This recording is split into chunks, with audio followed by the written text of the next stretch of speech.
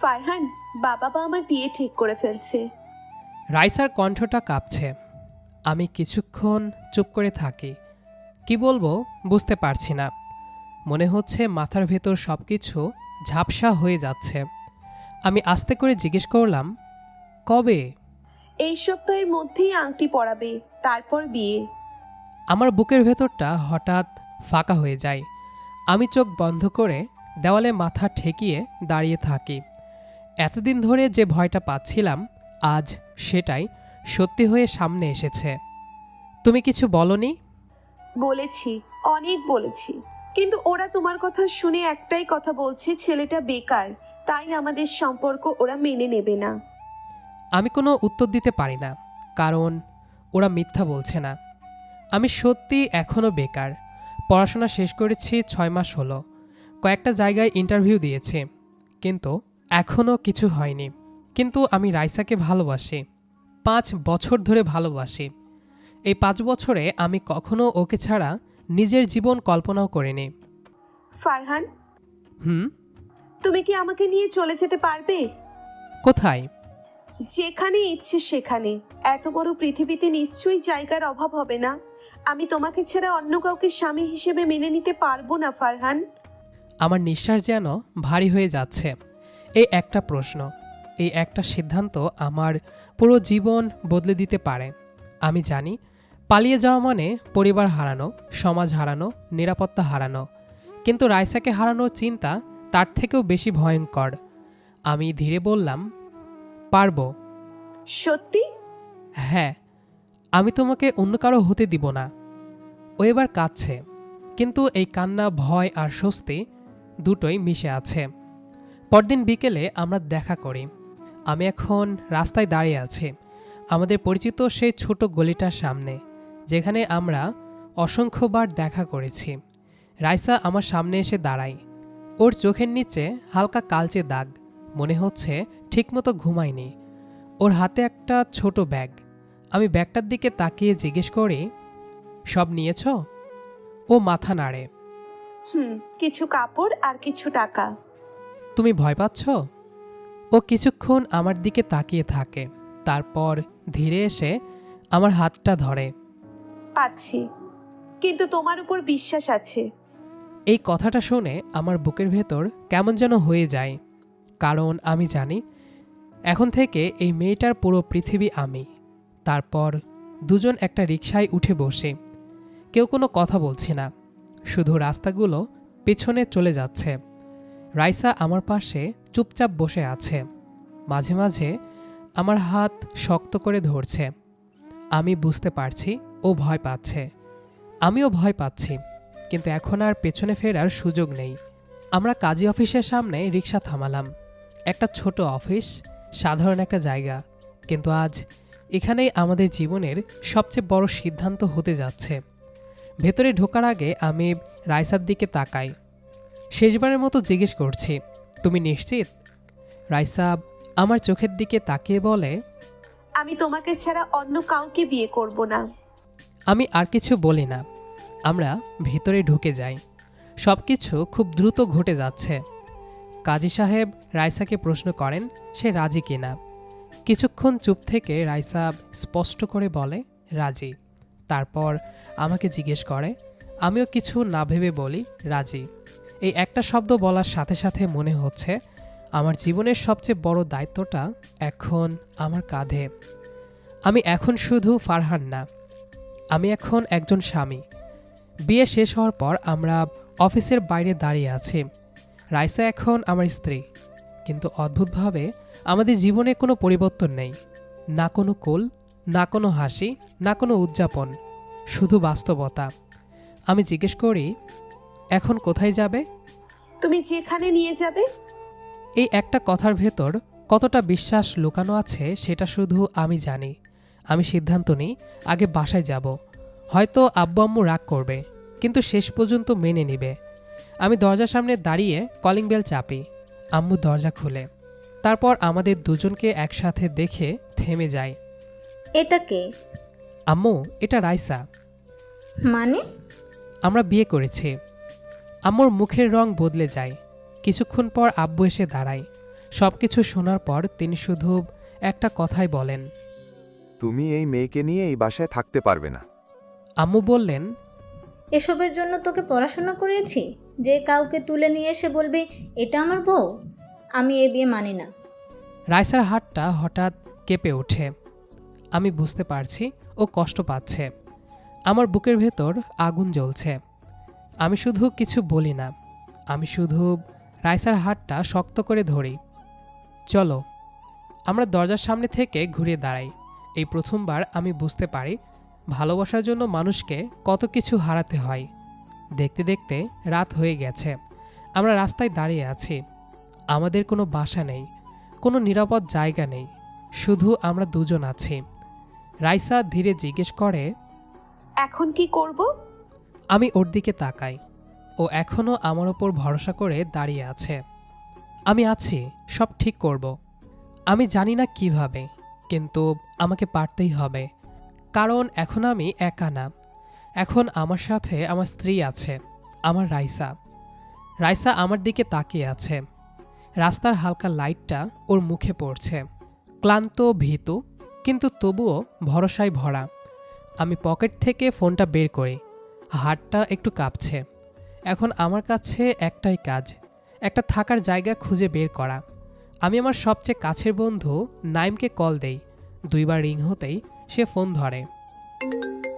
Hello, কি খবর? আমি কিছুক্ষণ চুপ থাকি। কিভাবে বলবো বুঝতে পারছি না। হ্যালো, দোস্ত, আমি বিয়ে করেছি। কি বললি? আমি আর রাইসা আজকে বিয়ে করেছি। তুই সিরিয়াস? হ্যাঁ। এখন কোথায় তুই? আমি চারপাশে তাকাই।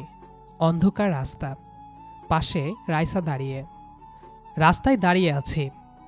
বাসায় যাসনি? গিয়েছিলাম, আব্বু বের করে দিয়েছে।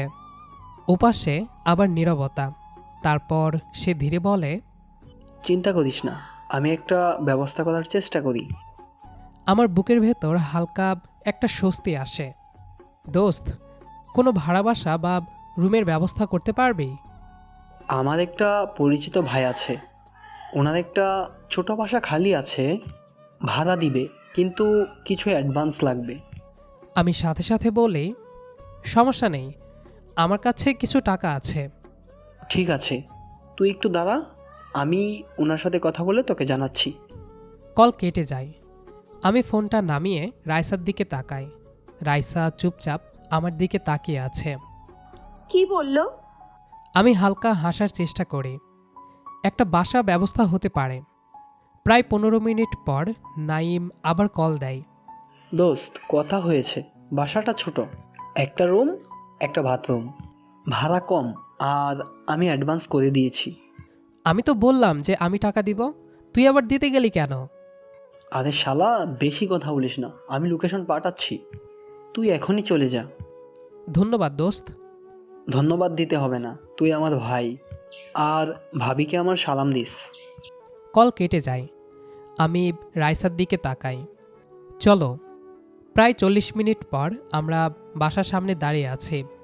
একটা পুরনো বিল্ডিং, খুব বেশি ভালো না, কিন্তু এখন এটাই আমাদের জন্য পৃথিবীর সবচেয়ে নিরাপদ জায়গা। বাড়িওয়ালা আমাদের দরজা খুলে দেখায়। ছোট একটা রুম, একটা ফ্যান, একটা জানালা, খালি মেঝে। বাড়িওয়ালা চাবি দিয়ে চলে যান। দরজা বন্ধ হওয়ার পর রুমটা একদম চুপচাপ হয়ে যায়। আমি আর রাইসা রুমের মাঝখানে দাঁড়িয়ে আছি। এই রুমটাই এখন আমাদের বাসা, আমাদের সংসার। রাইসা ধীরে ধীরে মেঝেতে বসে পড়ে। তারপর চারপাশে তাকায়। ওর চোখে কোনো অভিযোগ নেই, শুধু শান্তি। সে আমার দিকে তাকিয়ে হালকা হাসে। এখন থেকে আমরা এখানেই থাকবো, সুন্দরই আছে বাসাটা।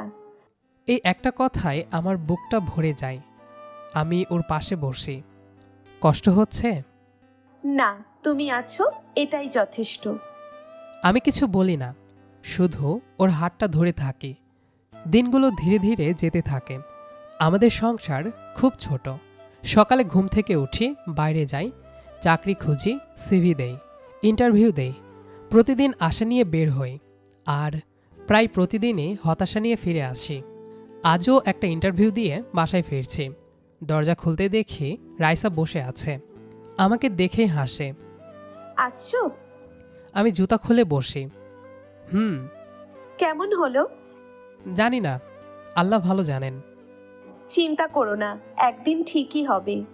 আমি ওর দিকে তাকাই। এই মেয়েটা আমার ওপর আমার থেকেও বেশি বিশ্বাস করে। কিছুদিন পর আমাদের টাকাও কমে আসতে শুরু করে, আমি বুঝতে পারছি। কিন্তু রাইসা কখনো কিছু বলে না। একদিন দেখি সে খুব হিসাব করে বাজার করছে। আমি জিজ্ঞেস করি, এত কম কেন কিনছ? সে হাসে। কম খেলে শরীর ভালো থাকে। আমি বুঝতে পারি সে মিথ্যা বলছে। সে শুধু সংসারটা বাঁচানোর চেষ্টা করছে। আমার চোখে পানি চলে আসে, কিন্তু আমি সেটা লুকিয়ে ফেলি, কারণ আমি দুর্বল হতে পারি না। এভাবেই প্রায় 3 মাস কেটে যায়। একদিন সকালে আমি একটা কোম্পানি থেকে কল পাই। তারা আমাকে ইন্টারভিউয়ের জন্য ডাকে। আমি আগের মতোই প্রস্তুত হই, কিন্তু এবার জানি না কেন আমার ভেতরে একটা আলাদা আত্মবিশ্বাস কাজ করছে। রাইসা আমার শার্টটা ঠিক করে দেয়। ভালো করে যেও। দোয়া করো। সব সময় করি। ইন্টারভিউ দিতে গিয়ে আমি আমার সেরাটা দেই, সকল প্রশ্নের উত্তর দেই, নিজেকে প্রমাণ করার চেষ্টা করি। সবশেষে তারা বলে, আমরা আপনাকে জানাবো। আমি আগের মতোই বাসায় ফিরে আসি, কোনো আশা নিয়ে না। কিন্তু 2 দিন পর হঠাৎ একটা কল আসে। আমি ফোন ধরি। ওরা বলে আমি সিলেক্ট হয়েছি। আমার হাত কেঁপে ওঠে। আমি যেন বিশ্বাস করতে পারছি না। বলল আগামী সপ্তাহ থেকে জয়েন করতে হবে। ফোন কেটে যায়। আমি কিছুক্ষণ স্থির হয়ে দাঁড়িয়ে থাকি, তারপর দৌড়ে বাসায় যাই। দরজা খুলতেই রাইসা অবাক হয়ে তাকায়। কি হয়েছে? আমার চাকরি হয়েছে। রাইসার চোখ বড় হয়ে যায়। সত্যি? আমি মাথা নাড়ি। পরের মুহূর্তেই সে আমাকে জড়িয়ে ধরে। সে কাঁদছে। এই কান্না কষ্টের না, এই কান্না সুখের। 1 মাস পর আমি আমার প্রথম স্যালারি পাই। আমার হাতে এখন নিজের উপার্জিত টাকা। আমি বাসায় এসে বলি, রেডি হও, কেন? বাইরে যাব। কোথায়? শপিং করতে। রাইসা অবাক হয়ে যায়।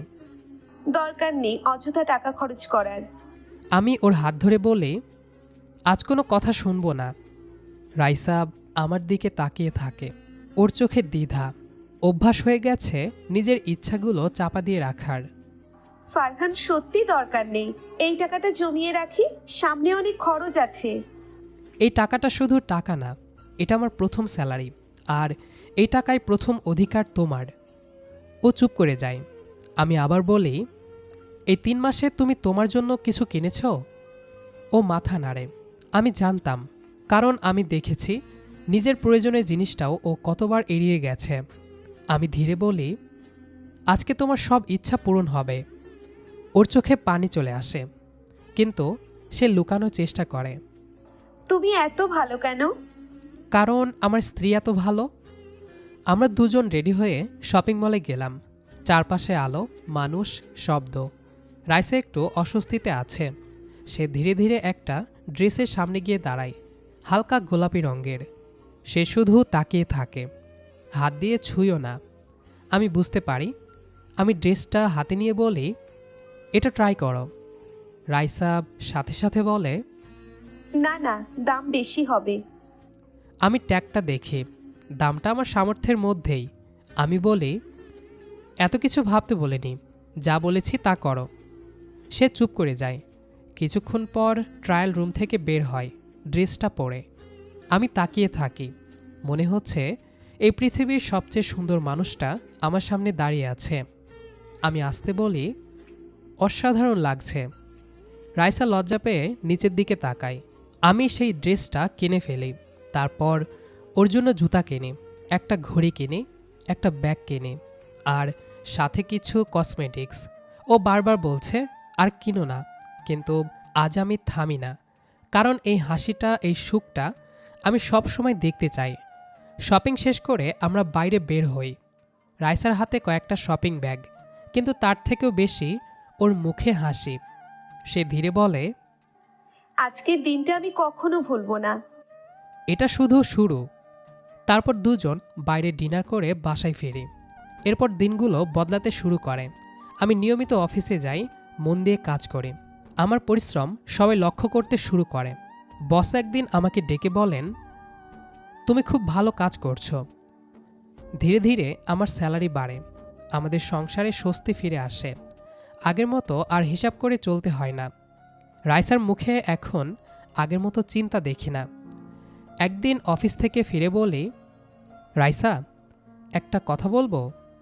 বলো। আমরা নতুন একটা ফ্ল্যাটে উঠব। সে অবাক হয়ে যায়। সত্যি? হ্যাঁ, বড় একটা ফ্ল্যাট। কয়েকদিন পর আমরা নতুন ফ্ল্যাটে উঠে যাই। নতুন ফ্ল্যাটের দরজার সামনে দাঁড়িয়ে আছি আমি আর রাইসা। আমার হাতে চাবি। দরজাটা এখনও খোলা হয়নি, কিন্তু অদ্ভুতভাবে মনে হচ্ছে এই দরজার ওপাশে শুধু একটা বাসা না, আমাদের নতুন জীবন অপেক্ষা করছে। আমি ধীরে চাবিটা ঘোরাই, দরজা খুলে যায়। ভেতরে ঢুকেই ঠান্ডা একটা বাতাস গায়ে লাগে। বড় একটা ড্রয়িং রুম, পাশে বারান্দা, জানালাগুলো দিয়ে বিকেলের আলো ঢুকছে। পুরো রুমটা আলোয় ভরে গেছে। রাইসা ধীরে ধীরে ভেতরে ঢুকে চারপাশে তাকাই। ওর চোখে বিস্ময়। ওর এই চেহারাটা আমি আগে কখনো দেখিনি। ফারহান, হুম? এটা সত্যি আমাদের বাসা? আমি হালকা হেসে বলি, হ্যাঁ।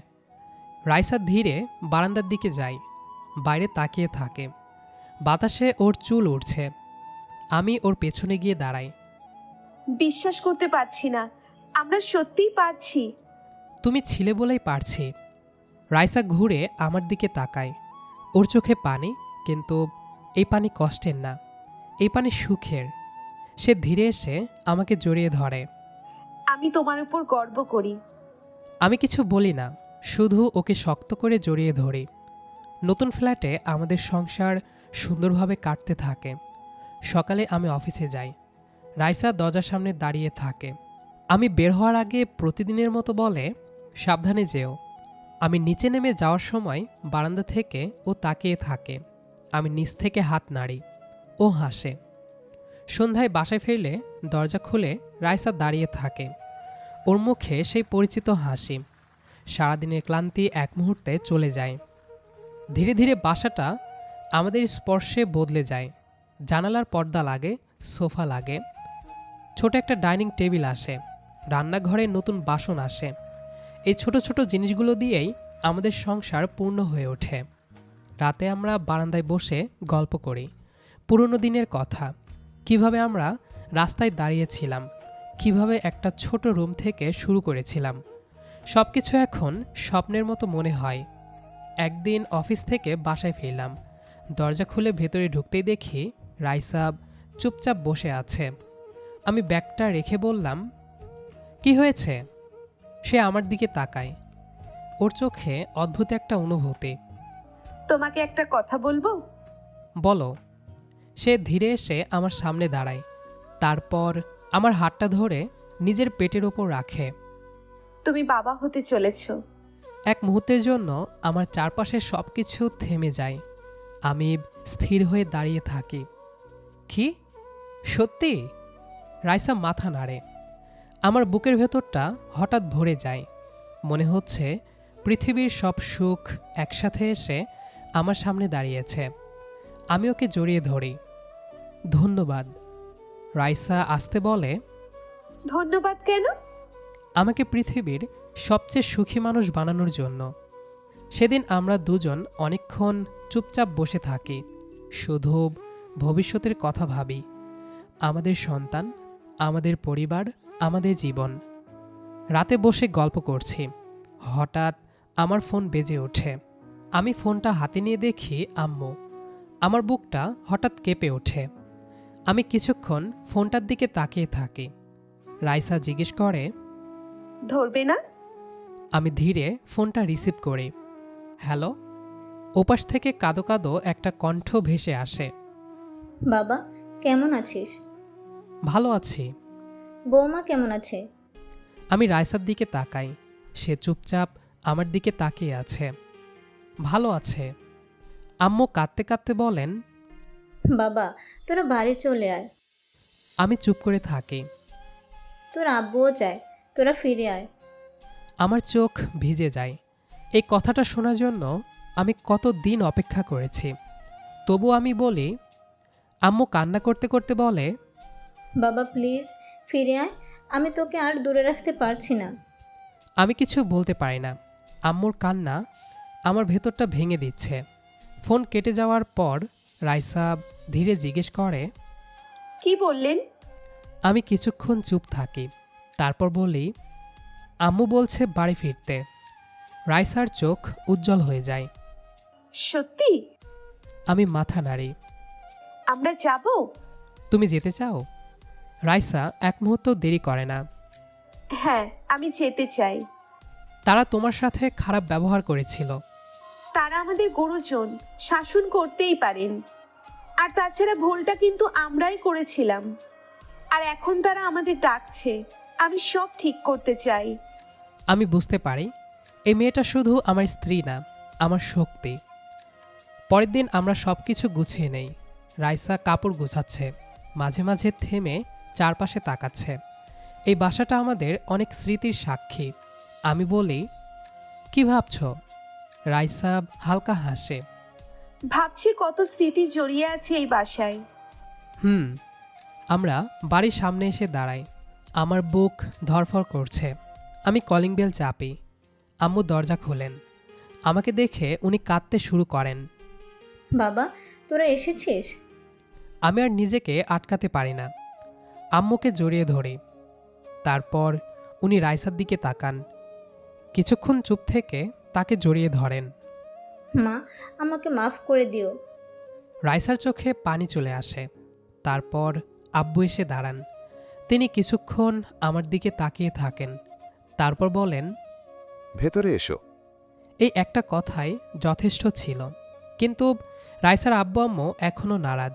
তারা এখনও আমাদেরকে মেনে নেয়নি। তবুও আমরা অপেক্ষা করি, কারণ আমরা জানি একদিন সব ঠিক হয়ে যাবে। এখন আমাদের দিনগুলো ভালোই যাচ্ছে। আম্মু রাইসার অনেক খেয়াল রাখেন, সময় মতো খেতে দেন, বিশ্রাম নিতে বলেন, ওর জন্য নিজের হাতে রান্না করেন। রাইসা এখন আর একা না, তার একটা পরিবার আছে। আমি প্রতিদিন এই দৃশ্যটা দেখি আর মনে মনে একটা কথাই বলি, সেদিন আমরা রাস্তায় দাঁড়িয়েছিলাম, আজ আমাদের একটা ঘর আছে, একটা পরিবার আছে, আর আমাদের ভালোবাসা এখনও ঠিক আগের মতোই শক্ত। দিনগুলো এখন শান্তভাবে কাটছে। সকালে ঘুম থেকে উঠে আম্মুর কণ্ঠ শোনা যায়। বৌমা দুধটা খেয়ে নাও মা। রাইসা বলে, ভালো লাগছে না আম্মু। এমনটা বললে তো হবে না, খেতে হবে, না হলে তো দুর্বল হয়ে পড়বে। বলেই আম্মু জোর করে খাইয়ে দেন। আমি পাশে বসে সব দেখি, আমার বুকটা ভরে যায়। এই মানুষটাই একসময় আমাদের এই ঘর থেকে বের করে দিয়েছিলেন, আর আজ তিনি রাইসার সবচেয়ে বেশি খেয়াল রাখছেন। সময় যত যাচ্ছে রাইসার শরীরেও পরিবর্তন আসছে। মাঝে মাঝে ও হাঁটতে কষ্ট পায়। আমি সাথে সাথে পাশে গিয়ে দাঁড়াই। সাবধানে। রাইসা হালকা হাসে। আমি ঠিক আছি। কিন্তু আমি জানি এখন ওর প্রতিটা পদক্ষেপে আমার দায়িত্ব আছে। রাতে ঘুমানোর আগে আমি ওর পেটের ওপর হাত রাখি। আমার ছোট্ট রাজকুমারী, কেমন আছো? রাইসা হেসে বলে, যদি রাজকুমার হয়?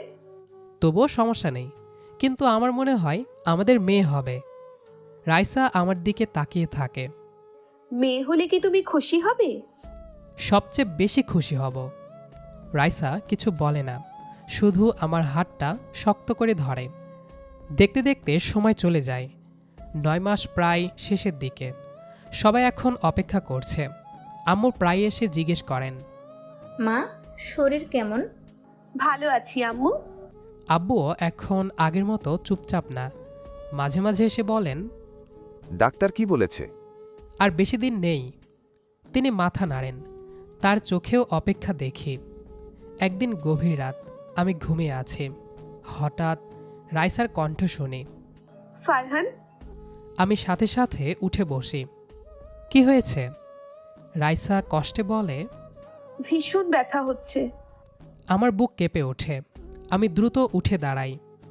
আম্মু! আম্মু দৌড়ে আসেন। কি হয়েছে? ব্যথা শুরু হয়েছে। তাড়াতাড়ি হাসপাতালে নিয়ে যা। আমি দ্রুত রাইসাকে ধরে গাড়িতে বসাই। ও ও আমার হাত শক্ত করে ধরে আছে। ফারহান, আমি ভয় পাচ্ছি। আমি ওর দিকে তাকিয়ে বলি, আমি আছি, কিছু হবে না। গাড়ি দ্রুত হাসপাতালের দিকে ছুটছে। আমার বুকের ভেতর ধড়ফড় করছে। জীবনে কখনো এত ভয় পাইনি। হাসপাতালে পৌঁছানোর পর ডাক্তাররা দ্রুত রাইসাকে ভেতরে নিয়ে যায়। একজন ডাক্তার এসে বলেন, অপারেশন করতে হবে। আমার গলা শুকিয়ে যায়। ডাক্তার, ও ঠিক থাকবে তো?